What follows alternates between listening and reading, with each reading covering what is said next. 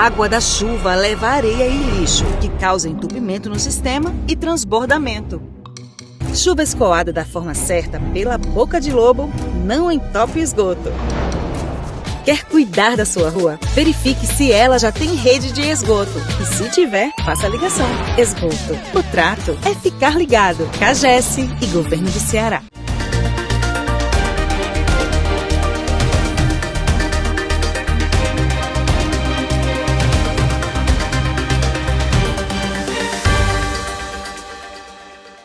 A qualidade da água que você recebe em casa, a matriz hídrica do estado do Ceará, a dessalinização de água do mar, objetivando ter uma renovação dessa matriz e uma ampliação para a possibilidade do consumo humano. Estes são alguns dos assuntos que nós trataremos hoje no podcast do Observatório.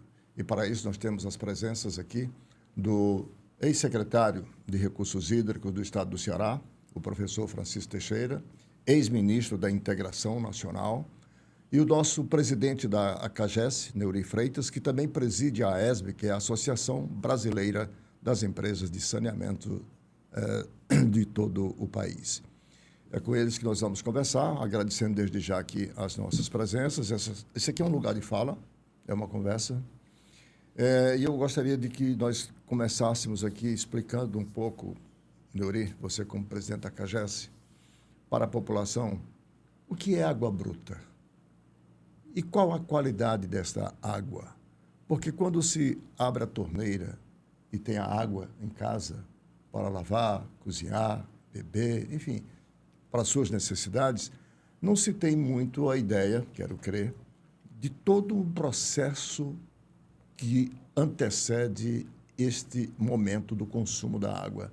Então, eu acho bom até como uma forma pedagógica de conscientizar a nossa população sobre a importância desse recurso e a importância de poupá-lo, como usá-lo racionalmente. Ok. Arnaldo, é um prazer estar aqui com você, com o secretário Teixeira, que talvez saiba muito mais do que eu sobre água bruta, porque foi muitos anos aí quem ficou à frente do setor de recurso hídrico aqui do Ceará. Mas a água bruta para a CAGES, e aí, considerando que a CAGES é uma empresa que também pode ser considerada uma empresa industrial, uma empresa que transforma a água bruta em água potável. Então, uma indústria de transformação. A água bruta, para o nosso conceito, é aquela que não recebe nenhum tratamento e que não está própria para o consumo humano, tá? Pode ser qualquer tipo de água. Então, pode ser água do mar. É uma água bruta que precisa ser tratada para virar potável e aí sim ser distribuída para a população. Mas a gente geralmente usa o que muitos chamam de água doce ou água convencional, que é a água que é proveniente da chuva e que é acumulada nas barragens, açudes ou que correm nos rios. Essa é a principal fonte para a produção de água potável, é o principal insumo das companhias de saneamento. Então, essa água, ela precisa passar por todo um processo de transformação, de tratamento, até ser entregue nas residências das famílias cearenses. Então, você capta a água bruta no rio ou na barragem, ou até de poços, né? Ou seja, uma água subterrânea. Essa água passa por todo um bombeamento até chegar numa estação de tratamento de água, onde lá vai receber produtos químicos, vai ter filtração, vai ter aplicação de cloro, que isso vai garantir a potabilidade, que a gente não vai ter nenhum patógeno prejudicando a qualidade dessa água. Em seguida, ela é bombeada para os reservatórios, dos reservatórios é distribuída para as casas. Então, chega na casa das pessoas em que a CAGES atende, uma água que segue um padrão do Ministério da Saúde de potabilidade que pode ser utilizada por todos nós, tá? Então, essa é a grande diferença. Então, dentro desse processo, tem muita coisa, tem muitos insumos, muitos custos sendo adicionados, né? Então, produto químico é um custo, energia elétrica para bombear tudo isso é um custo, toda a força de trabalho humana é um custo para ter a garantia dessa água chegando nas casas. Toda a infraestrutura de tubulações, válvulas, registros, isso também compõe toda a estrutura de custo para essa água chegar até as casas dos cearenses. Então, muitas vezes, a gente escuta a população falando que a água cai do céu. De fato, ela cai do céu quando está chovendo, mas para você ter o consumo em casa, você tem que passar por um processo bem rigoroso de tratamento e de transformação para que ela seja utilizada. Professor Teixeira, o senhor já foi secretário de Recursos Hídricos do Estado do Ceará, como disse na abertura do programa, e, portanto, trabalhou intensamente e trabalha até hoje sobre a ampliação, renovação dessa matriz hídrica para o Estado do Ceará. Porque a água hoje, não obstante a política de reservatórios hoje no Ceará, mas obviamente que o Ceará está mais ou menos num limite hoje. Não por acaso, a CAGES já toma outras providências, já fundou 2 outras empresas que estão trabalhando com a água de reuso, que é uma forma de poupar essa água que é transformada para o consumo da população. Fala para a gente um pouco sobre em que estágios nos encontramos hoje em termos de Ceará, sobre a nossa matriz hídrica. Antes de mais nada, eu cumprimento a você, Arnaldo, o meu amigo Deuri Freitas, presidente da CAGES. Cumprimento também a todos que estão nos assistindo. O Ceará ele tem uma realidade hídrica muito complexa. É um estado que se notabiliza por uma base física vulnerável, né, do ponto de vista hídrico, não porque tem uma média pluviométrica baixa. Nós temos uma média em torno de 800 milímetros. Para muitas regiões do mundo é maior, né, é bem maior do que acontece em algumas áreas dos próprios Estados Unidos, da África, da Ásia, de Israel. Mas a incerteza, a irregularidade é o que nos caracteriza e nos angustia, né? Nós vivemos de anos de abundância e de anos de escassez. Nós passamos pela maior seca da história entre os anos de 2012 e 2018, 2019. Foram 6, 7 anos de chuvas abaixo da média, aquilo que é importante de aporte aos reservatórios de água fluindo para os reservatórios com volume abaixo da média. Portanto, foi um grande desafio garantir o abastecimento humano da população rural e urbana. E ali, com essa grande seca, nós aprendemos mais ainda do que já havíamos aprendido com o passado. É muito importante, numa seca, nos eventos de seca, de cheias também, esses eventos extremos da natureza, você ter um poder de observação, de análise para interpretar, para entender os impactos que aquilo causa na população. E nós aprendemos nessa última seca que tudo que a gente tinha feito era importante. Toda a política de açudagem, reservatórios de grande porte, médio porte, pequeno porte são importantes, a rede de poços, cisternas, tudo isso tinha sido feito. Adutoras, todas as sedes municipais do Ceará e grandes distritos tinham ali uma fonte hídrica e uma adutora atendendo, né, aquela comunidade.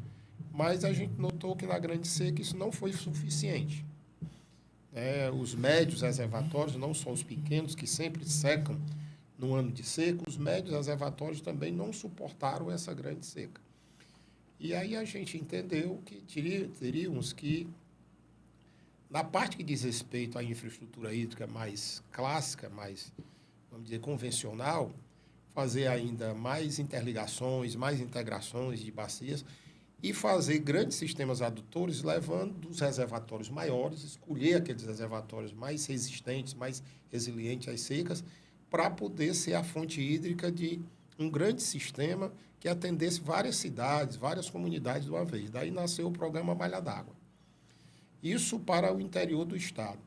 Para a região metropolitana de Fortaleza, nós entendíamos que nós teríamos que diversificar no máximo a matriz hídrica. Você já deu uma introdução sobre o tema. Nós precisávamos, primeiro, não se dá o luxo de jogar água no mar, a água de esgoto. O esgoto já nos países avançados do mundo, esse esgoto é reutilizado. Então, nós precisamos fazer o que a CAGES vem procurando fazer. Implementar um programa de reuso de água, né? Aproveitar esse esgoto, que boa parte dele é jogado no mar pelo o emissário submarino, e outra parte na zona sul da cidade é jogado no ambiente, depois de tratado em lagoas de estabilização, né, por estações de tratamento de esgoto.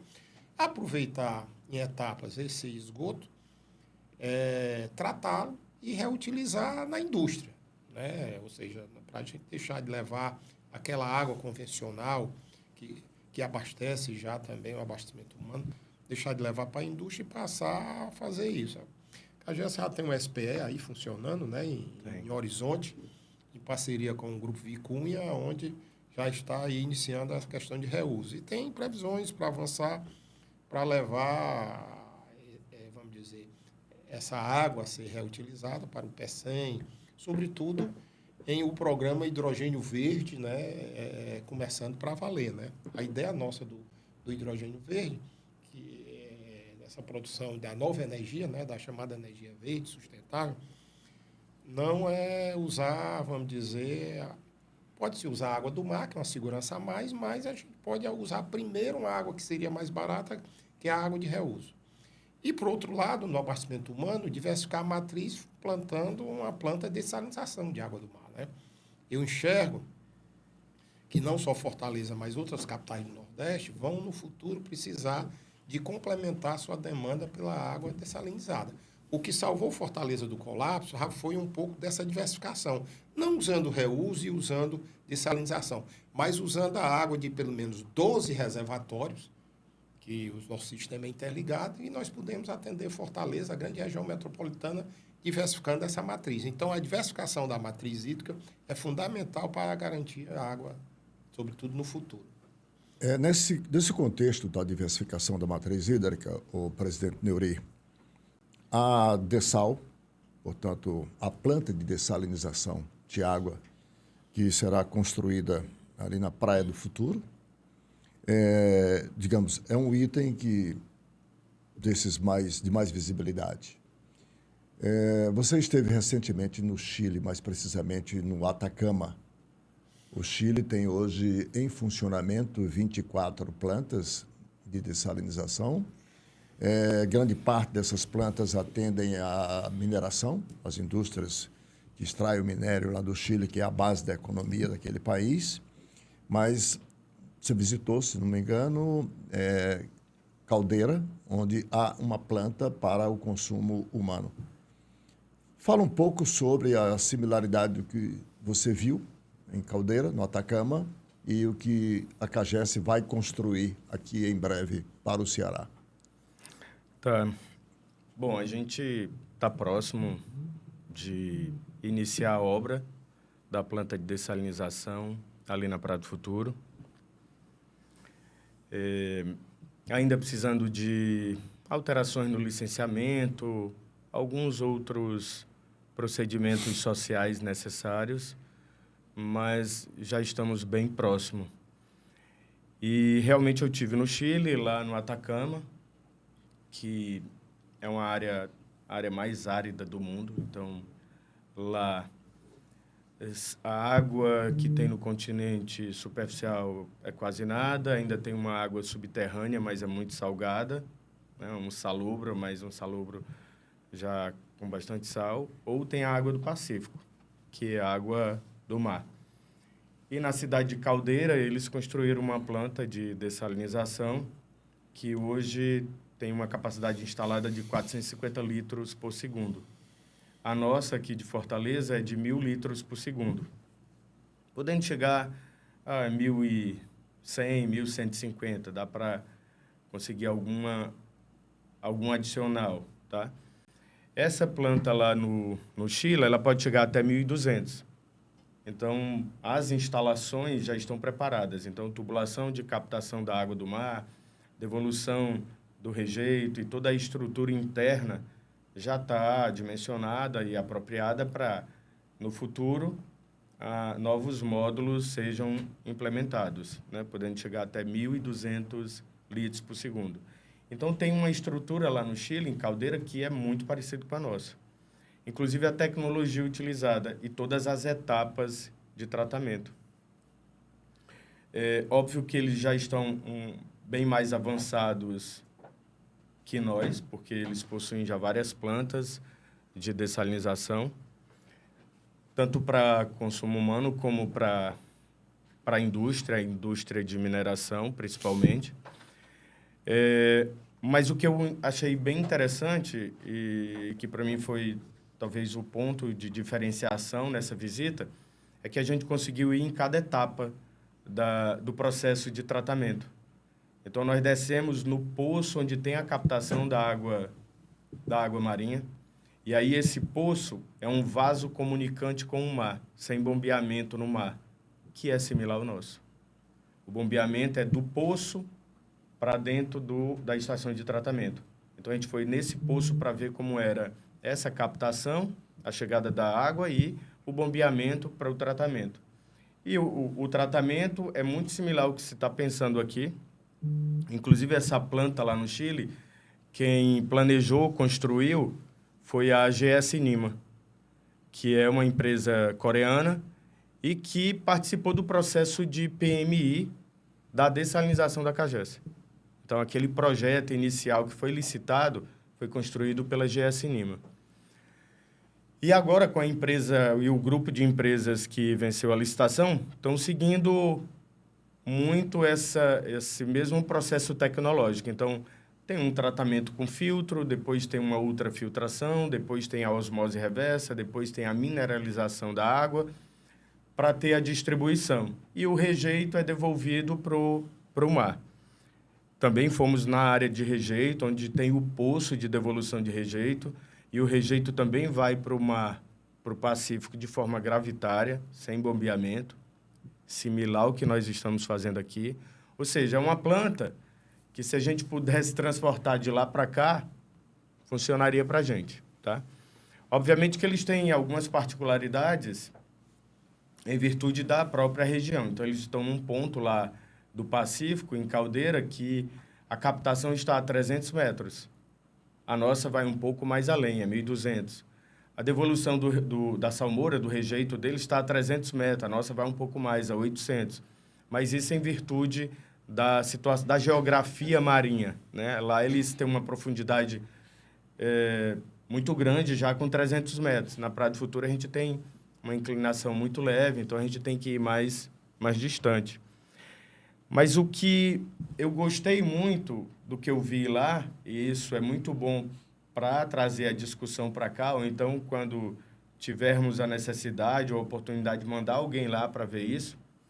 E aí, nesse sentido, inclusive, nós assinamos um termo lá de intenções para troca de experiências entre a CAGES e a empresa que faz a operação dessa planta de dessalinização, que é a Nueva Atacama, e a Universidade do Atacama também, pelos profissionais que tem lá para nos ajudar, porque eles já estão funcionando há alguns anos e já é possível ver como está se comportando a vida marinha no entorno tanto da tubulação de captação da água, como no entorno da devolução do rejeito. Esse é um ponto importante. Qual o impacto? Porque eu lembro que uma das discussões sobre a dessal, daqueles que se colocam preocupados, ambientalistas, nós respeitamos, obviamente, que é bom que existam pessoas preocupadas com isso, é de que haveria um impacto em vida marinha. Tem algum impacto? O que a gente percebeu foi que o impacto se mostrou de forma positiva, porque aumentou a vida marinha nas proximidades dessas tubulações, com peixes, com mariscos, com crustáceos, corais. Então, virou ali um recife artificial, né? Um coral, ou seja, diversas espécies de plantas, né? Algas, peixes, crustáceos e mariscos no entorno dessas tubulações, tanto a captação como na tubulação de rejeito. Inclusive, a gente viu toda a filmagem que foi feita, ou seja, já com alguns anos de funcionamento, então eles têm a certeza absoluta que não traz nenhum impacto, né? Obviamente, na situação que está posta, né? Então, assim, é uma planta de dessalinização que vai até 1.200 litros. Naquela região não tem uma outra. Obviamente, algumas outras variáveis precisam ser verificadas. Mas como eu percebo que a de lá é muito similar à que nós vamos ter aqui, eu acho que a gente vai ter uma situação também muito, muito parecida. Então, estou muito convencido de que o que a gente vai fazer aqui não vai trazer qualquer dano ao meio ambiente e vai, sim, ajudar a garantir o abastecimento de água em Fortaleza, porque essa nossa planta aqui, ela representa 12% do consumo aqui de Fortaleza. E aí tem um número que é importante. Naquela época da seca, que ficou bem severa, principalmente no fim de 2015, 16 e 17 em especial, a gente chegou a ter o Castanhão 2,5%. com 2 e poucos por cento. Ou seja, a gente tinha um plano de racionamento. Óbvio que a gente não queria isso e a gente pensou diversas alternativas para conseguir água, mas teve um ponto que foi fundamental. Foi a implantação de um mecanismo inibidor do consumo, que foi a tarifa de contingência. Quando nós implantamos a tarifa de contingência, dando uma meta para a população e cobrando mais cara a tarifa se a meta fosse ultrapassada, a gente conseguiu reduzir o consumo em 1 metro cúbico. 1 metro cúbico, inclusive, é o número que a gente tem hoje na planta de dessalinização para uma eventual necessidade em virtude dos problemas hídricos que a gente sabe que é muito constante aqui no Ceará. Ô, Teixeira, você como um pesquisador, um estudioso dessa área, a dessalinização é inexorável, né? Quando se fala de Brasil, especialmente do Nordeste, né? Isso para o consumo humano, com todos os esforços de diversificação de infraestrutura da sua matriz hídrica, como o Ceará tem, com malha d'água, com, enfim, integração de bacias, uma COGÉ que foi criada, uma Secretaria de Recursos Hídricos. Mas a dessalinização é algo sem volta? Eu considero que sim, isso em várias partes do mundo, né? E no Brasil não será diferente. Nós estamos aí entre os países mais bem providos de recursos hídricos, né? O Brasil tem aí 12%, em torno de 12%, 14% da reserva hídrica mundial. Mas a gente tem que entender que 70% dessa reserva está na Amazônia, né? 70%, onde tem, por outro lado, 7% da população.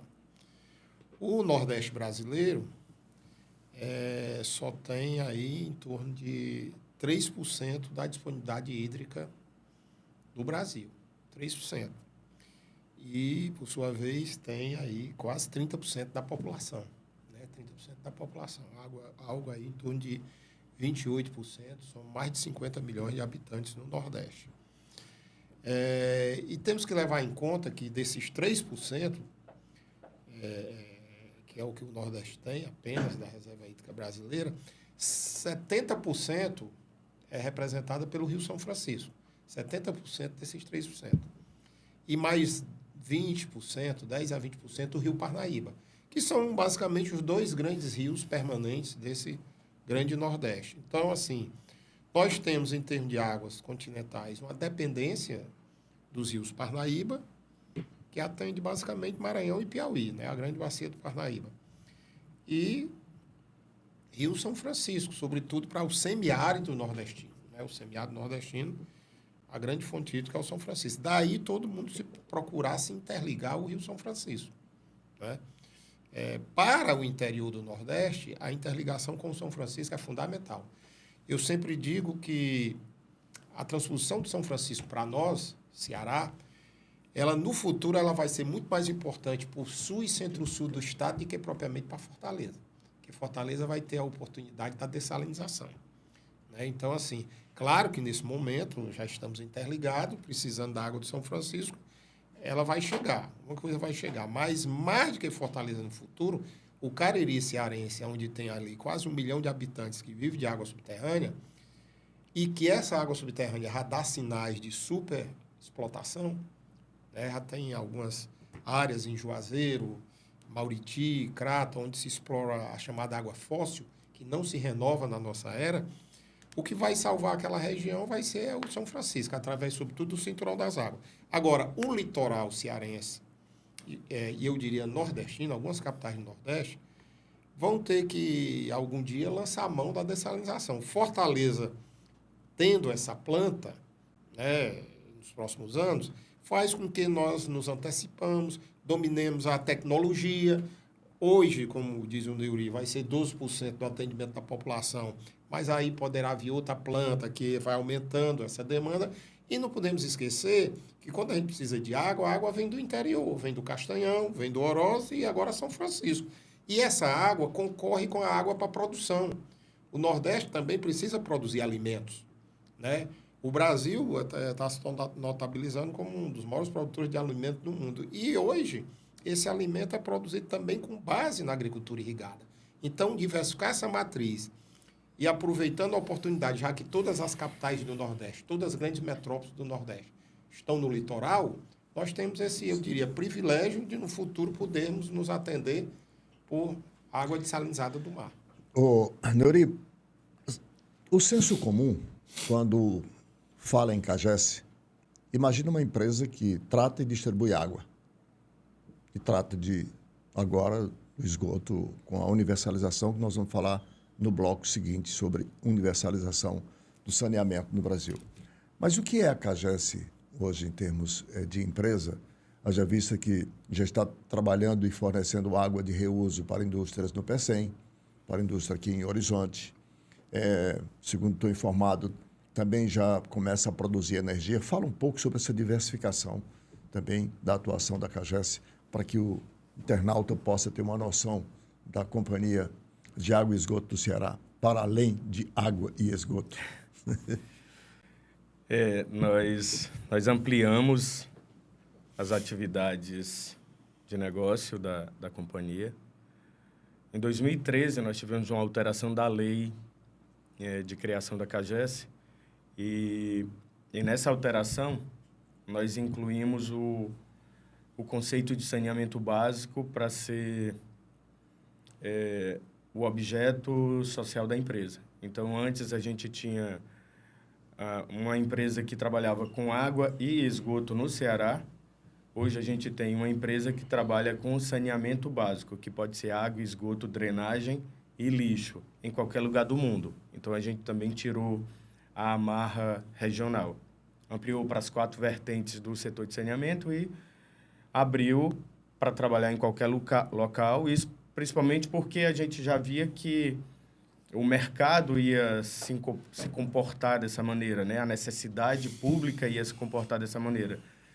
Então, hoje, qualquer empresa de saneamento que tem essa condição, ela pode tentar participar de uma concessão em qualquer lugar do Brasil ou no mundo. A CAGES é uma delas. Então, podemos seguir nesses quatro segmentos. Além disso, a gente viu, e dentro de toda essa discussão do setor hídrico, que o reuso, não só como uma necessidade para trazer uma garantia a mais para o abastecimento humano, o reuso também seria uma oportunidade de novos negócios, visto que poderíamos ter a água de esgoto sendo tratada, esgoto doméstico sendo tratado, principalmente o esgoto doméstico, porque é o maior volume, transformado numa água que poderia ser útil para a indústria.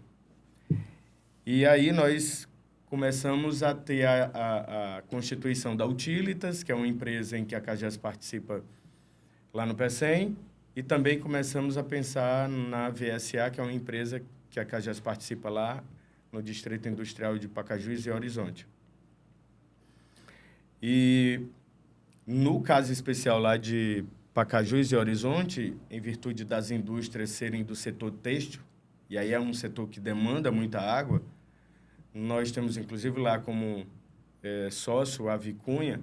A Vicunha tinha todo um programa que eles chamavam de pegada d'água para ter uma ideia do do volume de água que se usa, por exemplo, para ter, ao final, uma calça jeans.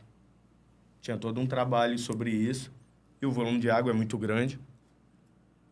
E ela queria começar a diminuir essa necessidade da água tradicional, a água doce, a água dos açudes, que estaria sendo consumida por ela e concorrendo com o abastecimento humano. Hoje, as empresas com a melhor governança, com o melhor padrão de sustentabilidade, não querem mais utilizar no seu processo industrial uma água que vai competir com o abastecimento humano.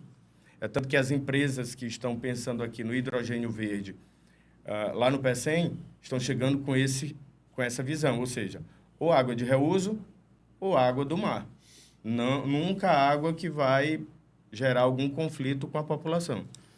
Então, a gente viu que nada melhor que a indústria só usar a água tradicional depois do uso da população. Então, ao invés de você ir buscar na fonte que a população vai, você pega depois. Então, a população vai buscar na fonte, usa, devolve, e aí a indústria reusa. Então, a gente passa a ter aí uma situação de conformidade em relação a esse consumo de água. Você traz um aspecto ambiental e social muito forte e acaba agregando, inclusive, valor no produto da sua empresa. Então, hoje a gente vem trabalhando muito nisso na questão de reuso com essas duas empresas, Utilitas e VSA. Utilitas ainda não começou a fazer, mas em breve, assim que a gente tiver um pouco mais de evolução nesse negócio de hidrogênio verde, a coisa vai evoluir. E a outra atividade que a gente vem trabalhando bastante é com energia. Então, no fundo, tudo a gente precisa de energia para tudo, né? Para qualquer coisa.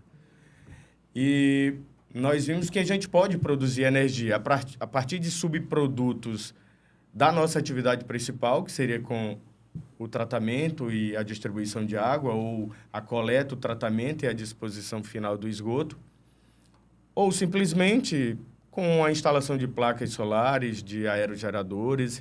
E aí, nesse sentido, nós constituímos uma empresa chamada Sânia Energia, e essa empresa ela está, nesse primeiro momento, fazendo todos os investimentos que são necessários para, em seguida, a gente tanto ter um benefício de uma energia limpa e mais barata para a companhia, como também ter uma energia que a gente pode vender para o seu excedente para a sociedade. Bom, paralelo à sua atividade, fim, são essas que você acabou de mencionar, as atividades fins da companhia, a companhia também tem buscado a modernização tecnológica. A planta de dessalinização é uma demonstração desse avanço, mas na governança também. Eu recebo aqui a informação de que a CAGES atingiu 44 mil usuários no aplicativo e no assistente virtual somente no Cariri, o que demonstra, quer dizer, a disponibilidade de tecnologia de acesso mais fácil para as pessoas. Sim. Os canais asseguram mais praticidade e agilidade no atendimento através do meio virtual. Somente este ano, mais de 125 mil solicitações foram atendidas pelos canais virtuais da companhia. A companhia foi, inclusive, reconhecida e recebeu aí uma homenagem da Procuradoria-Geral do Estado pela sua ouvidoria, que também tem dado respostas muito ágeis. Para atender cada vez melhor, a CAGES implementou as funcionalidades que garantem mais segurança, rapidez no atendimento à sua população. Eu vou fazer um rápido intervalo e, quando voltarmos, eu quero colocar em discussão aqui a universalização do saneamento, porque de água podemos dizer que vamos muito bem, obrigado. Em termos de região metropolitana, Fortaleza, 99%, se não estou enganado, da sua população, 90% da sua população tem água potável, mas esgoto, estamos muito aquém. Um instante só e a gente volta.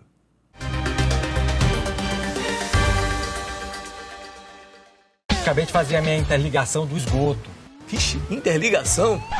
Pra quê, homem? Xiii, vai dar ruim. Sabia que a falta de ligação de esgoto é uma das maiores causas de doenças e poluição? Se não tiver esgoto ligado à Cagesse, o que sai da sua pia e do seu vaso vai largando sujeira e mau cheiro por onde passa. Verifique se a sua rua já tem rede e, se tiver, faça a ligação de esgoto. Esgoto. O trato é ficar ligado. Cagesse e Governo do Ceará.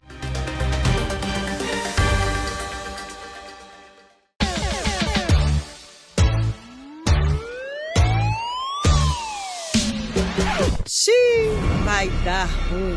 Jogar óleo ou resto de comida no ralo só vai dar dor de cabeça. Jogar óleo na pia entope o seu encanamento, causando extravasamento de esgoto. Faça o descarte de óleo corretamente. Esgoto. O trato é ficar ligado. Cagesse e Governo do Ceará.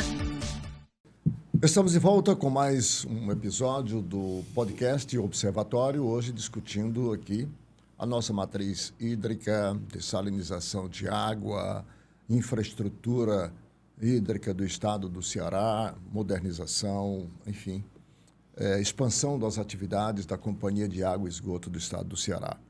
Mas eu vou trazer agora aqui algo que eu acho que deve ser o calcanhar de Aquiles da companhia. O marco do saneamento determina que até 2033 a população brasileira seja atendida em 100% de água potável e 90% de saneamento básico, ou seja, tratamento de esgoto. Nós estamos muito longe, como sabemos.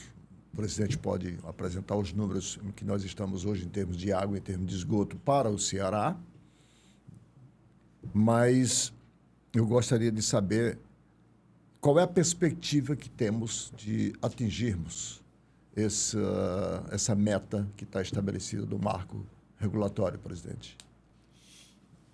Bom, aqui no Ceará a gente está com um planejamento bem encaminhado para isso. Eu costumo falar dentro da companhia que tudo que a gente precisava fazer em relação à ampliação e projetos relacionados à ampliação de rede de esgoto, nós fizemos. Nós tivemos recente, tem 2 anos, uma licitação de uma PPP de esgoto, né, uma concessão administrativa, em que teve a empresa AEGEA como vencedora, criou a empresa Ambiental Ceará e hoje tem feito os investimentos. E ela tem como obrigação atingir esses 90% até 2033. E isso tem todo um contrato com regras, indicadores, em que a gente faz essa gestão e esse acompanhamento para que realmente tudo seja cumprido. Isso contempla hoje 24 municípios, onde nós temos 4.300.000 pessoas aproximadamente, que pega a região metropolitana de Fortaleza e a região metropolitana do Cariri, tá?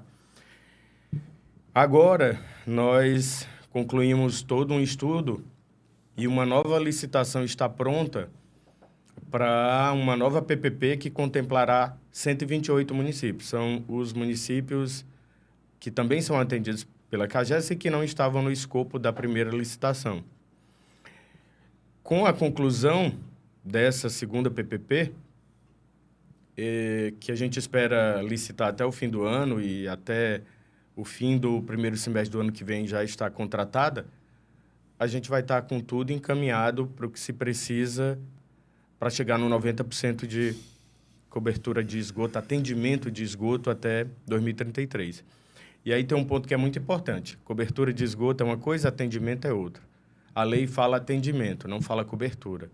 Cobertura é a rede passar na rua onde tem as pessoas morando. Atendimento é você estar utilizando a rede pública. O usuário se interligar à rede que está disponibilizada. Sim, e isso hoje é um grande problema. A lei diz que é obrigatório, mas muita gente não se interliga. E isso tem sido um grande dificultador, não só aqui no Ceará, mas em todo o país. Tá? Essa talvez seja a grande dificuldade de implantar a rede de esgotamento sanitário no país, porque você capta recurso, investe, disponibiliza a rede e ela fica ociosa. Ao mesmo tempo que, quando você capta e investe, você tem que pagar uma dívida. Você tem que dar manutenção em 100% da rede. E você acaba não tendo 100% da população interligada na rede para fazer com que aquilo fique sustentável. Então, hoje, isso é um grande dificultador. Mas o legislador, quer dizer, o congressista, tem a responsabilidade de regulamentar, porque só o Estado pode impor normas que exija que o cidadão, portanto, usufrua daquilo que ele, Estado, investiu e disponibilizou para ele. Sim. A legislação federal, né, a Lei 14.026 de 2020, que alterou o marco legal do setor de saneamento, que é a Lei 11.445 de 2007, ela traz essa obrigatoriedade. Nós temos a lei estadual aqui, a 162 de 2016, que também traz essa obrigatoriedade.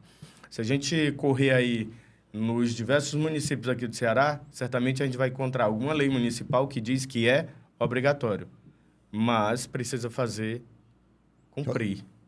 E aí a nova legislação também trouxe o seguinte: quem tem a obrigação de fazer com que a população se interligue a essa rede pública é quem exerce o poder concedente.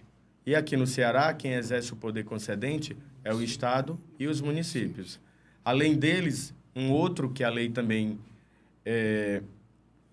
traz como obrigação de fazer com que a população se interligue é a agência reguladora. E aqui no Ceará hoje é a ARCE, que é a agência reguladora do Estado do Ceará. E o que é que está faltando, então? A legislação existe, obriga. O Estado é que tem o poder de polícia, vamos chamar assim, para poder fazer. E por que não faz? Qual a razão dessa...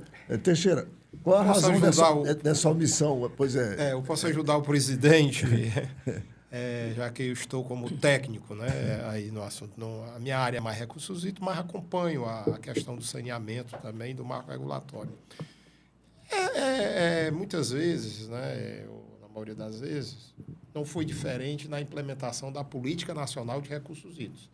Né, lá, a primeira criação da Secretaria em 87, e eu me lembro bem, é parecido com essa decisão política, porque é caso de decisão política que tem que ser tomada, já que existe todo o marco regulatório e a lei obriga isso, nós tivemos a implantação da cobrança da água pela COGÉ, que hoje é o maior exemplo de órgão gestor de recursos hídricos no Brasil e até no mundo. Né? A COGÉ é uma referência. Houve uma decisão política lá em 1996 de exercer, de implementar a cobrança da água. E o exemplo foi pelo próprio Estado através da CAGES. A concessionária foi o primeiro pagador e hoje é o pagador mais importante de água da COGÉ. Se refere à outorga da água. A outorga e o uso. A CAGES recebe o principal água, cliente. Ele paga, portanto, ao Estado por essa água bruta que ele vai tratar, paga a COGÉ. E isso acontece no Brasil, basicamente no Ceará, na sua plenitude. A CAGES não tem um sistema dela captando água de um recurso estadual ou federal que não seja outorgado. Ela segue aí a ISO dela, é uma empresa toda, vamos dizer, moderna nesse aspecto.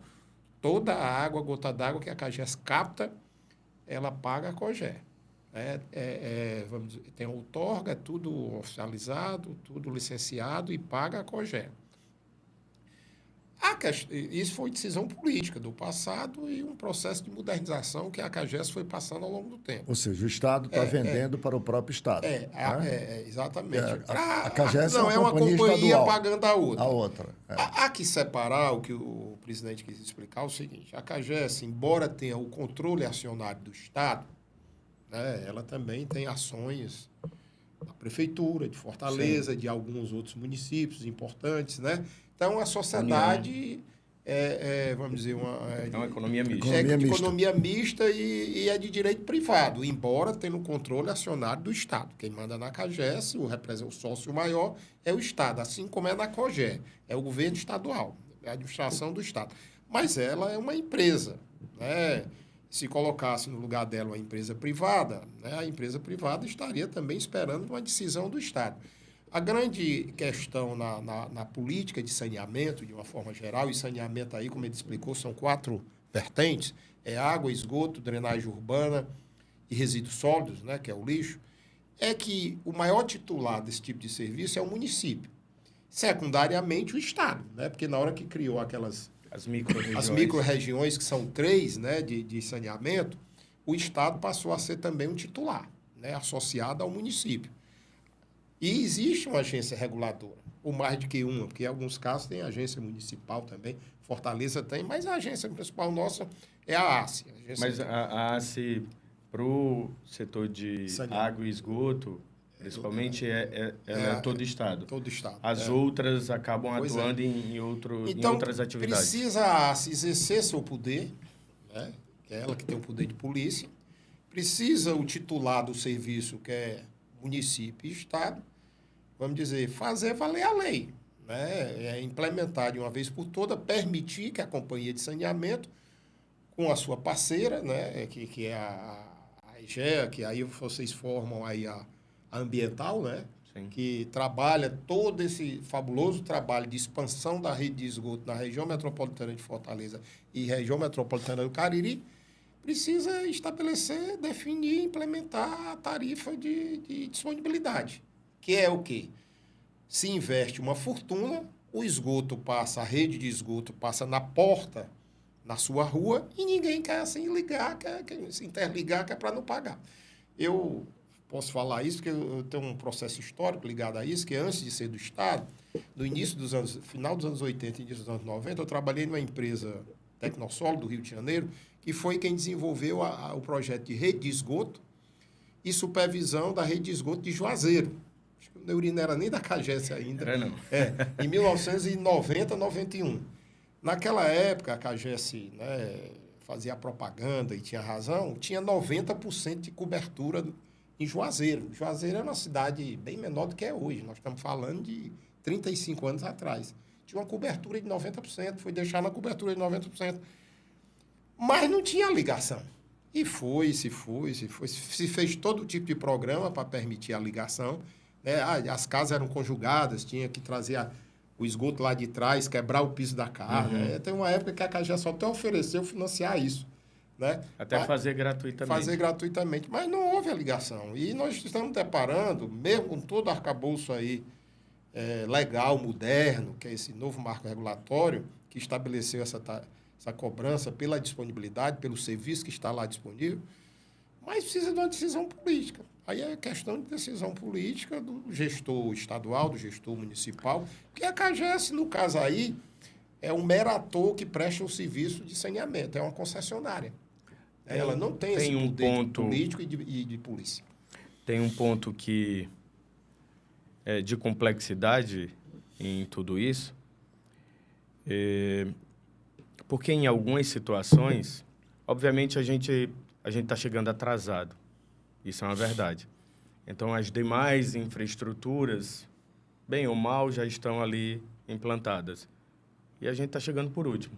Quando a gente chega por último, de certa forma, muito do que a gente tem, vamos pensar aqui, de renda já está sendo consumido por outras situações. Então, você acaba tendo sempre algum aperto no orçamento familiar.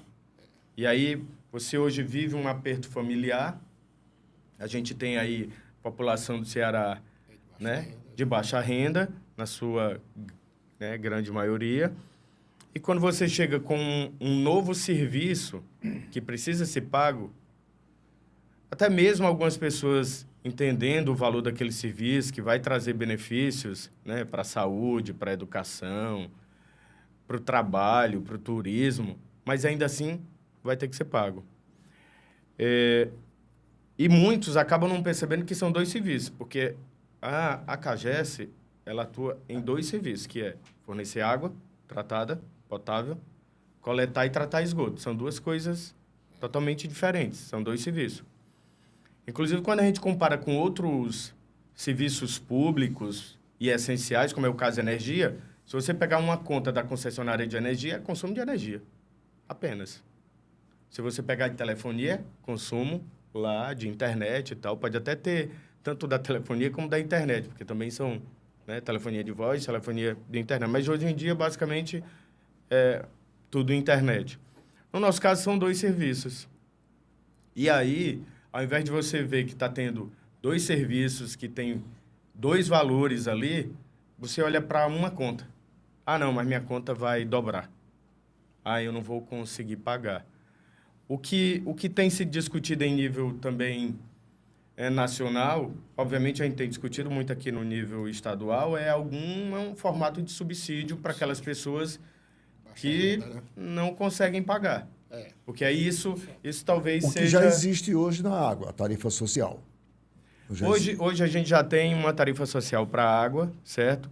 Tem uma lei nova que foi sancionada o ano passado de tarifa social em nível nacional, que inclusive cria um fundo de universalização para o governo colocar um dinheiro lá e esse dinheiro ser utilizado para fazer esse subsídio, mas a gente ainda não tem recurso nesse fundo. Para se aplicar qualquer mecanismo de subsídio para quem é baixa renda, hoje, dentro do modelo de saneamento, a parte que não é baixa renda tem que ter um aumento tarifário. Isso é um dificultador. Se a gente olhar para o setor de energia, porque muita gente compara com o setor de energia, mas a energia pode. A energia tem. A energia é uma concessão federal. Quando ela foi implementada, um percentualzinho na tarifa foi colocado para todo mundo do Brasil pagar um valor e esse valor ir para um fundo que faz todo esse subsídio. Então, se você entrar hoje aí na página do governo federal, no gov.br, você vai encontrar lá uma área só da tarifa social de energia, que vem o dinheiro para essa tarifa desse fundo. Só que isso todo mundo já está pagando há décadas. Já virou rotina. A resistência para o esgoto e para a água. É porque a gente está chegando por último. E o segundo ponto é que, como não é nível nacional, quem pode pagar mais não está pagando. Eu vou lhe dar um exemplo. Para implantar a tarifa social lá em Brasília, o impacto percentual tarifário de aumento que seria necessário era 1,5%. Isso significa que pouca gente em Brasília é baixa renda, certo? Se a gente pegar um impacto aqui no Ceará, é 8,3%. Então, é porque o número de baixa renda é maior. Se a gente pegar lá na Paraíba, está dando entre 12% e 17%. Está um pouco mais ainda. O dobro daqui. Então, assim, se a gente tivesse, por exemplo, Brasília contribuindo para essa contribuição ser distribuída a nível nacional, melhoraria. É a energia. Vamos imaginar São Paulo contribuindo para distribuir em nível nacional. Como não é nacional como a energia, você tem que encontrar mecanismo dentro da sua própria economia. E isso acaba gerando uma grande dificuldade. Então, assim, não é só pensar que alguém tem que obrigar e fazer. Também precisa pensar como essas pessoas vão pagar, será que conseguirão pagar, qual é o mecanismo que a gente vai encontrar para que todos consigam, né, ter o benefício do serviço, para trazer o benefício na qualidade de vida, na saúde, enfim, como também para honrar com uma obrigação mensal de pagamento, porque senão o sistema não vai funcionar adequadamente. É claro que nós estamos falando aqui, e não podia ser diferente, dando ênfase a essa situação, né, da pobreza que nós ainda estamos. E, portanto, esse público é até o público maior, mas isso não está somente na pobreza, não. Não raro, os condomínios, hoje, cavam seus próprios poços, as casas de condomínio, ou o condomínio todo, para não ter água da CAGES. Aí teria que ser obrigação. Pois é, embora seja uma água de qualidade, quer dizer... Aí, na verdade, duvidosa. é descumprimento da lei. Não raro, todos esses condomínios, suas casas têm suas fossas, a rede passa ali na porta, mas o cidadão não se interliga. Estou falando aqui de classe média e média alta. Estou falando daqueles que têm piscina em casa. Qual é o grau? Porque a pobreza está justificada pelo baixa renda, mas esses não têm justificativa. Sim, não tem. Nenhuma. Né? Ou seja, é uma falta mesmo. Eu sou do interior, como a maioria de nós aqui, sou de um tempo que a água servida corria na porta. que era exatamente o maior índice de mortalidade infantil pela infecção, que aquele esgoto não tratado pela inexistência da rede ocasionava, né? Então, quando se fala que chegamos por último, é por isso, né? Porque venceu esse atraso. Mas esse também... tempo ainda é hoje. A água ainda corre na sarjeta. Se a gente pegar cidades do interior, Juazeiro, por exemplo, você tem a calçada, uma canaleta na sarjeta e a via pública. Ali está passando água cinza, que é água de pia, água de banho. Então, o costume, por exemplo, naquela região, é construir uma fossa, que não é nenhuma fossa adequadamente para receber esgoto, não tem uma condição ambiental adequada para tratar. Joga a água do vaso sanitário para ela, mas as demais águas joga na rua.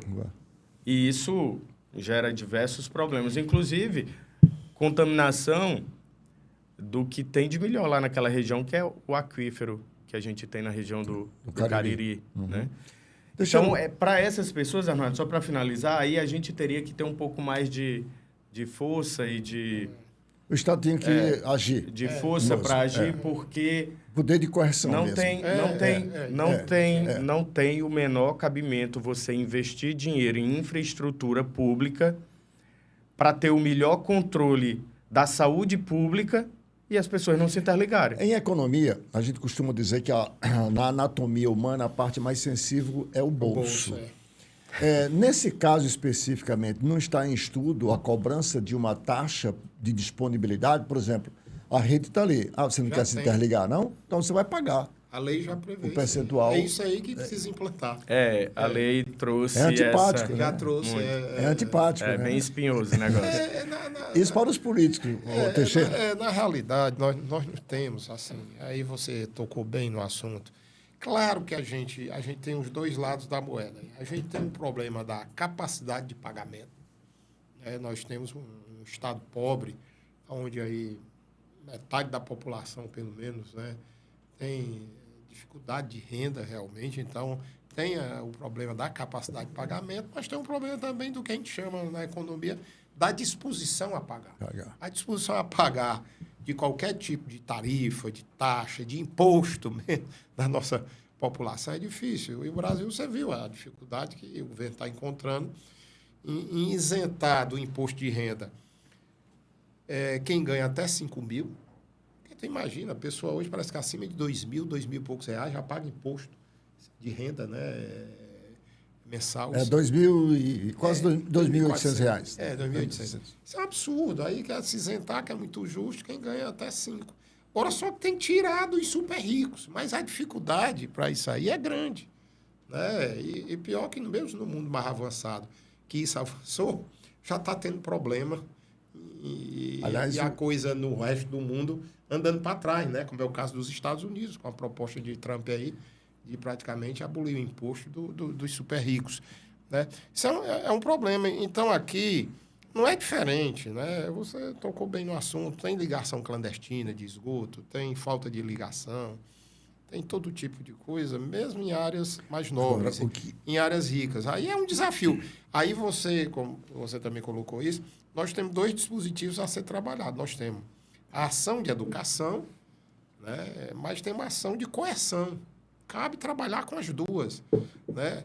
Olha, com todo respeito, né, no debate que houve na campanha política para prefeito sobre a taxa do lixo, que também é algo previsto dentro do marco regulatório, e não sei como legalmente isso foi resolvido, porque isso, a nível sob a luz da lei federal, é obrigatório os municípios implantar essa tarifa do lixo, né, a taxa do lixo. Houve um problema, né?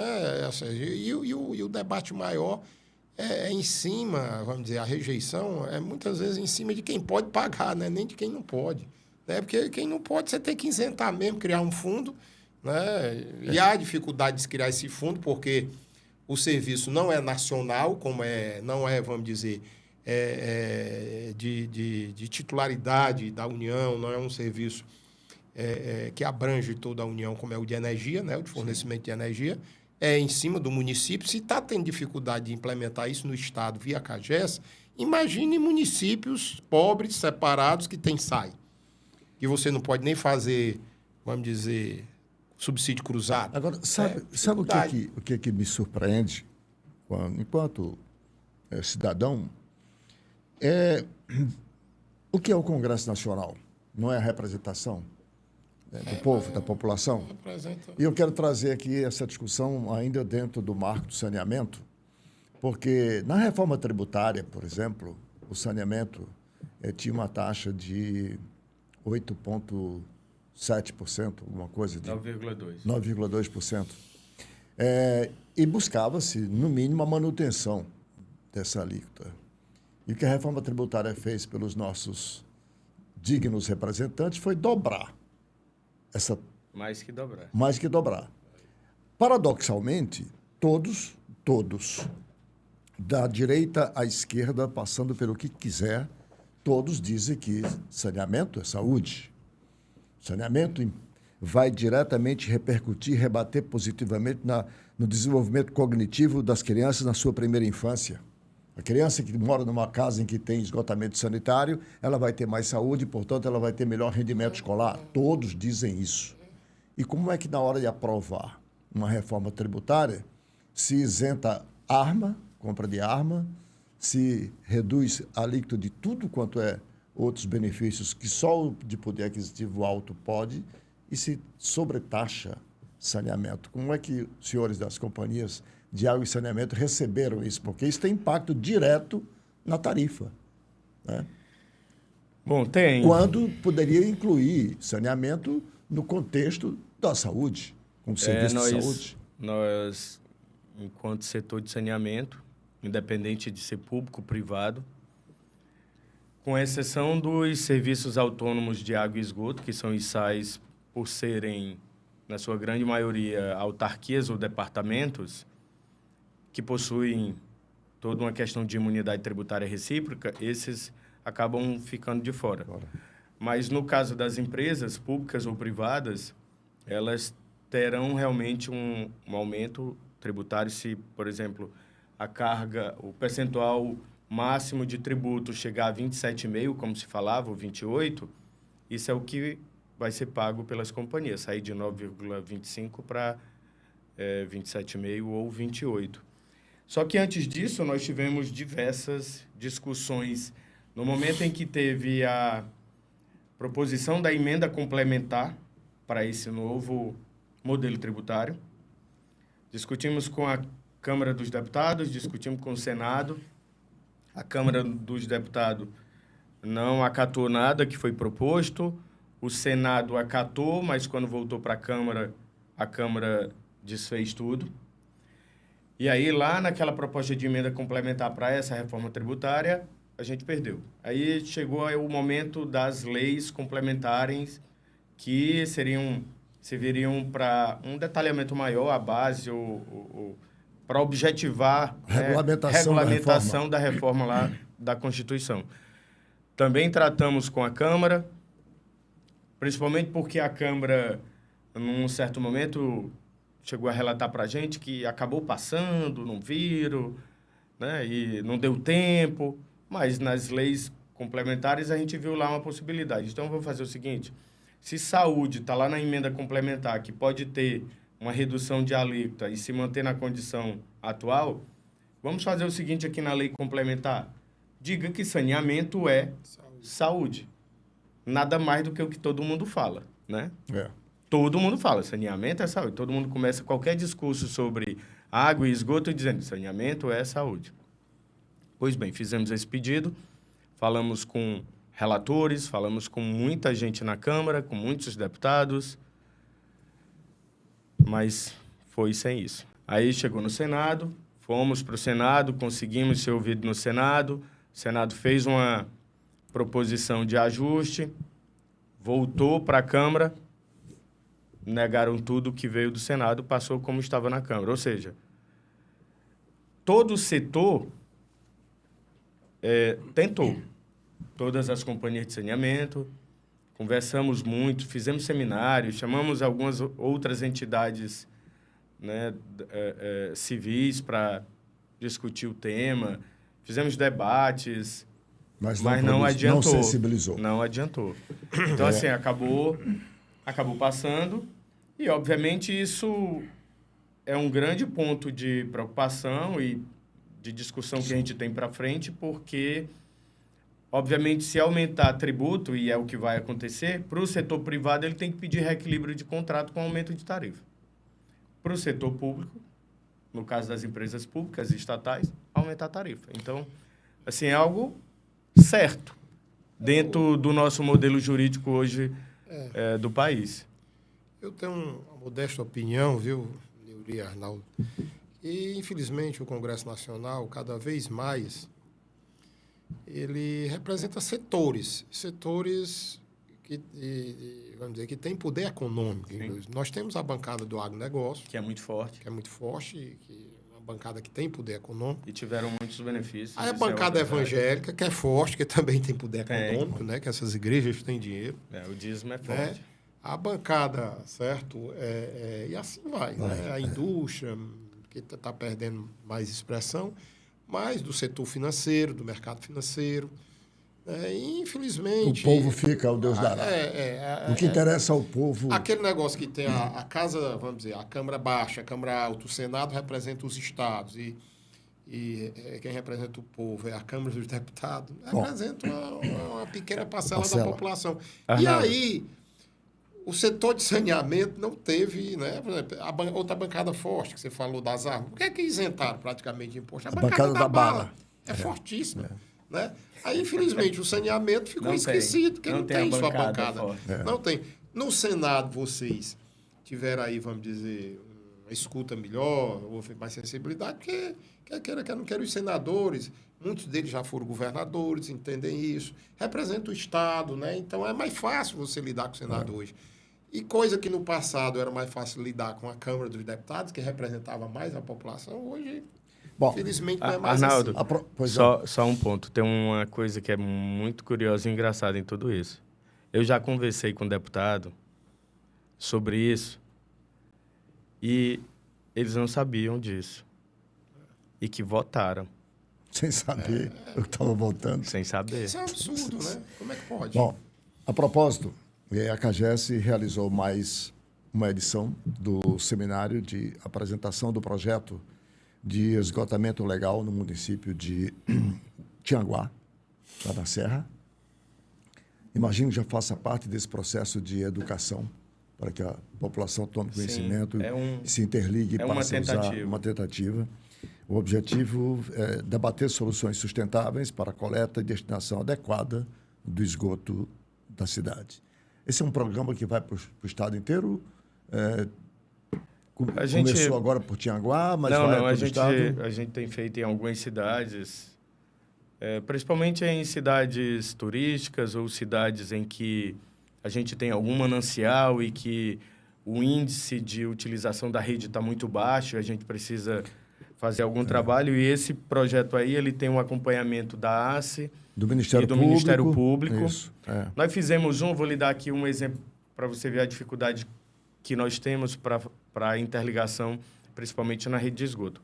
Nós fizemos um projeto similar a esse, chamado Carta Cariri, lá em Juazeiro. E aí a gente teve várias instituições trabalhando em conjunto. Tivemos a SRH na época, COGÉ, CAGES, tivemos o Instituto Federal, que fica lá em Juazeiro, tivemos o Ministério Público, tivemos a ACE, tivemos a Prefeitura Municipal de Juazeiro, de Barbalha, tivemos a Autarquia Municipal de Meio Ambiente lá de Juazeiro. Enfim, muita gente trabalhando em prol da Carta Cariri, que era o quê? A gente tinha lá um índice de cobertura de esgoto de 50%, mas só 50% dos 50% estava interligado. Então, a gente tinha... Eu lembro que aproximadamente 21 mil residências em que tinha rede de esgoto passando na porta e as pessoas não se interligavam. E aí fizemos um trabalho, contratamos inclusive estagiários do Instituto Federal, eles andaram na rua, colheram a amostra do esgoto que corria na sarjeta, apresentaram os resultados com diversos tipos de patógenos que traria problema à saúde, além da própria contaminação ao aquífero, né, lá da região. Enfim, porque a COGÉ também mostrou a contaminação da água subterrânea que estava lá. Mostramos tudo isso. ao final de todo o projeto, inclusive com o Ministério Público mandando uma carta para cada munícipe que tinha a rede na porta e não estava ligado, nós conseguimos 50 ligações.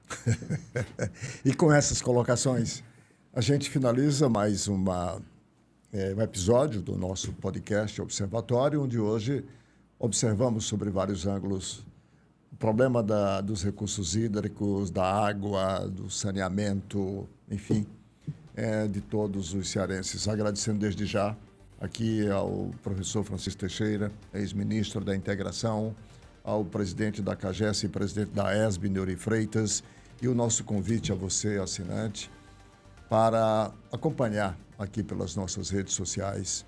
Inscreva-se em nosso canal, dê seu like, clique lá no sininho para que você possa receber todas as nossas mensagens e o nosso convite para um próximo observatório. Até lá.